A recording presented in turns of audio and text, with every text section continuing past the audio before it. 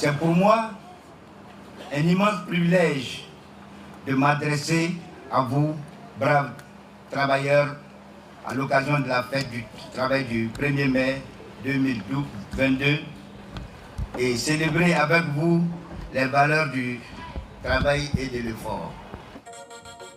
Vous suivez Newsday sur AT Communication.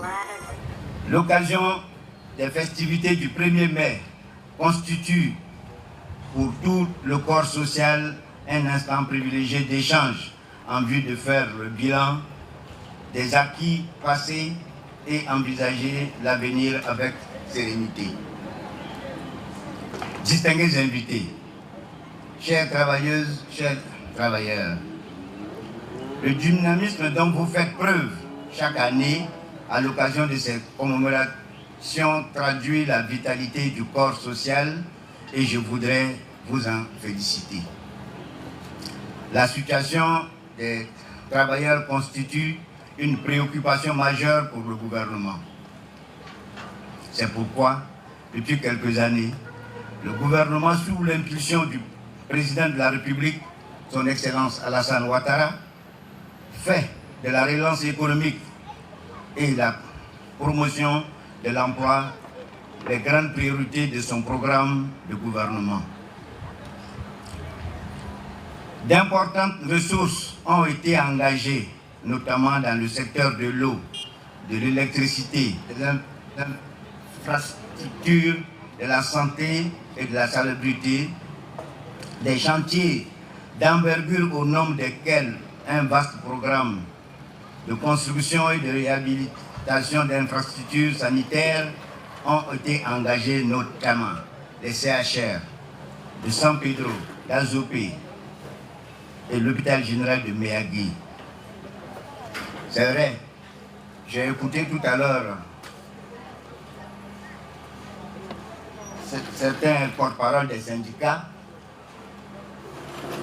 Je voudrais vous remercier avant de terminer mon discours, mais je souhaiterais que vous fassiez aussi preuve de rencontre constante avec l'administration centrale que nous représentons ici, au lieu d'attendre uniquement le 1er mai, car beaucoup de choses peuvent se passer à l'intérieur, peuvent se résoudre, peuvent se rattraper. Vous n'aurez même pas l'occasion de venir gaspiller de l'encre ici.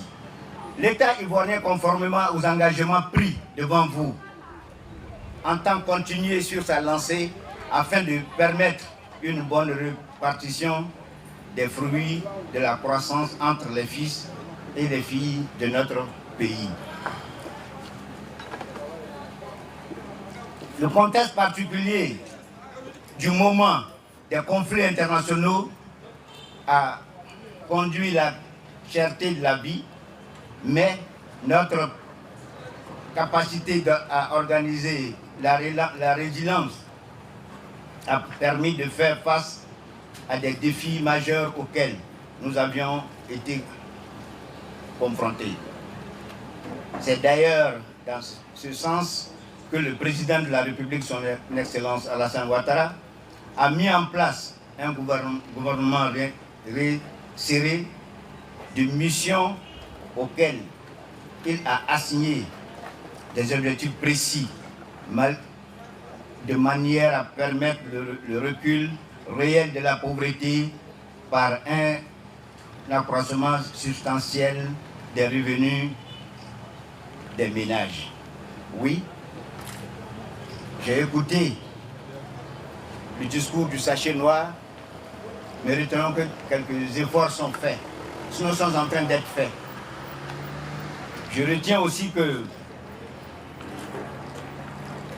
pour Boaké, depuis 2002, la cité a pris des coups. Mais j'accepte aussi, je vous souhaite que vous regardiez aussi avec moi, qu'un effort est en train d'être fait pour un retour lent, certes, mais oui. Je souhaite que nous fassions foi, que nous ayons foi en cela et qu'ensemble, nous essayons d'accompagner pour y arriver.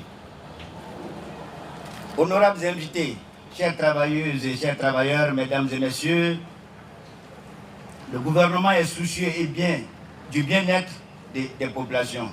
Beaucoup d'acquis, comme je le disais tout à l'heure, sont enregistrés. Et pour que nous puissions avoir un retour, je dirais, pourquoi pas, très bientôt, pour le bonheur des populations de la région de Terre. En tout état de cause, nous prenons bonne note de toutes les préoccupations exprimées ou rappelées ce jour et nous en donnerons écho à Monsieur le ministre de l'Emploi et de la Protection sociale qui ne manquera pas d'en saisir le Premier ministre et son Excellence le Président de la République. Les défis auxquels nous sommes confrontés sont nombreux et seule une réelle abnégation, une responsabilité commune peuvent nous permettre d'atteindre nos objectifs qui sont, en définitive, convergents. Bonne fête de travail. Que Dieu bénisse la Côte d'Ivoire. C'était Newsday sur Attic Communication.